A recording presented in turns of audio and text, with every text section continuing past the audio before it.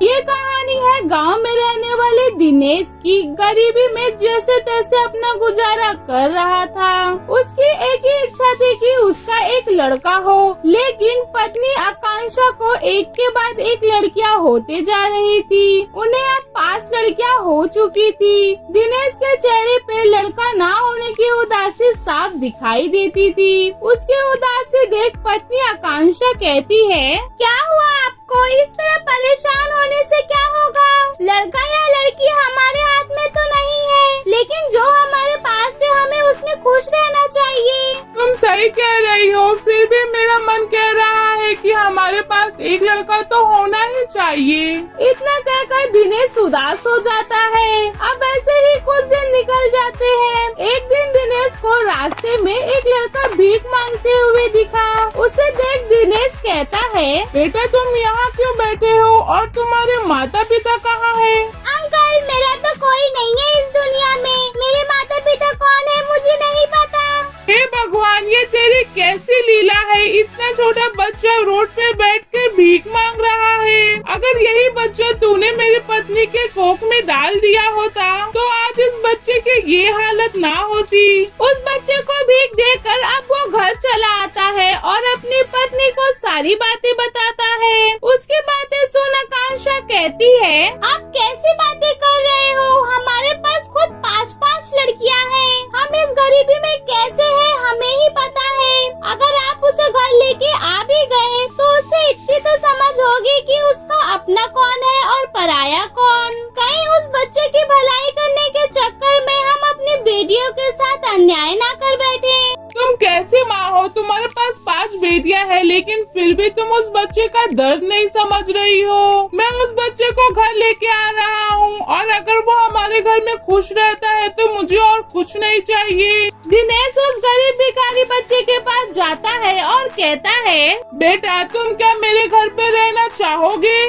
क्यों अंकल, आपको मुझसे कोई काम करवाना है? मैं 20 रुपए भी लूँगा और जितने दिन आप काम कराओगे उतने दिन खाना भी खिलाना पड़ेगा।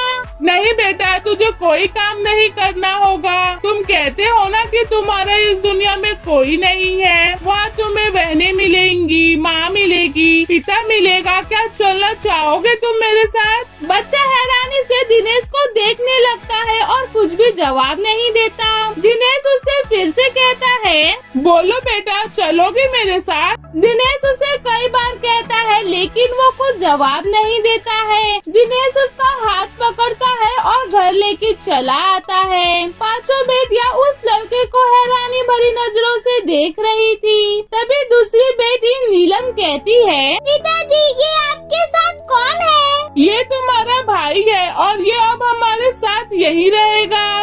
इतना सुन बड़ी बेटी अंजलि को गुस्सा आने लगता है और वो कहती है, पिताजी, हमें पता है आपको एक लड़का चाहिए, लेकिन इसका ये मतलब नहीं है कि आप किसी भी रोड पे रहने वाले लड़के को हमारा भाई बना दोगे। बड़ी बेटी अंजलि और नीलम गलत सही का फर्क कर रही थी। उस लड़के के आ जाने से अंजलि और नीलम को उनके माता पिता ने प्यार करना बंद सा ही कर दिया था, जिसके वजह से दोनों अपनी नानी के घर पे हमेशा के लिए रहने के लिए चले जाती हैं। बाकी 3 बेटियां अभी छोटी थी, उन्हें इन सब का फर्क नहीं समझ में आ रहा था। जैसे तैसे तो दिन निकलते गए, लेकिन दिनेश अब अपनी बेटियों से चिढ़ने लगा था।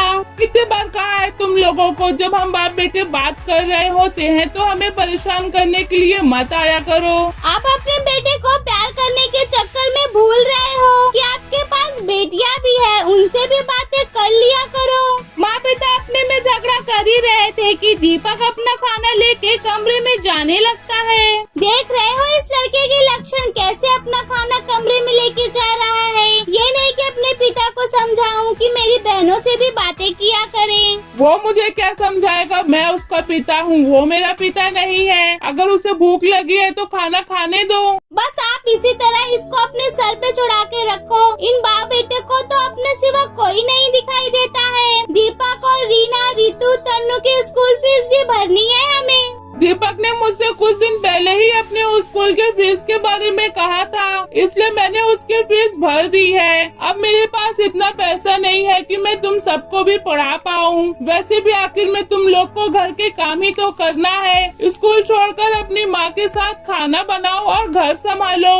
दिनेश इतना कहकर चला जाता है, लेकिन उस दिन से लेकर आज तक उसकी बेटियां उससे बातें करने से डरती थी। अब यूं ही समय निकलता गया।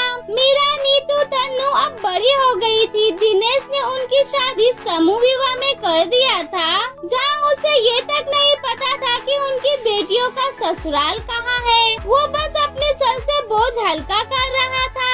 अपने बेटे दीपक की भी अच्छी सी लड़की को देखकर शादी कर देता है, लेकिन किसी ने सोचा था कि दीपक ऐसा भी कर सकता है, माने उसका असली चेहरा सामने आ रहा हो।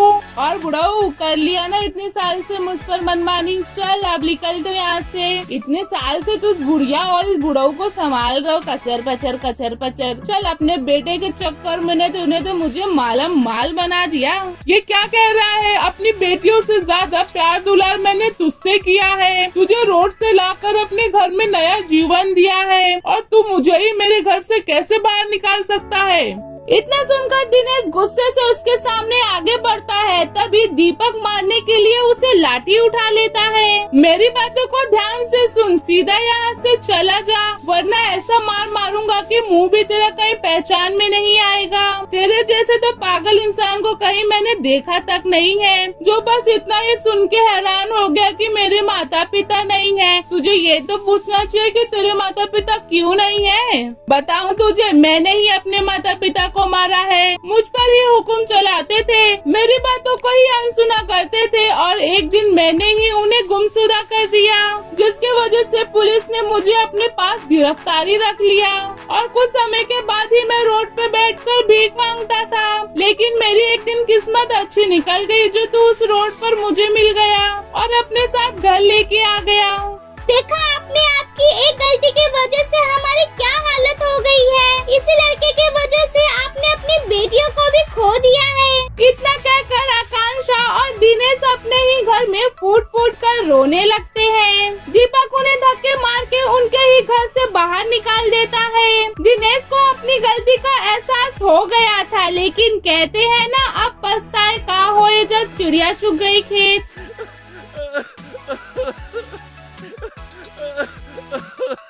अगर आपको हमारी वीडियो अच्छी लगी हो तो लाइक, शेयर, सब्सक्राइब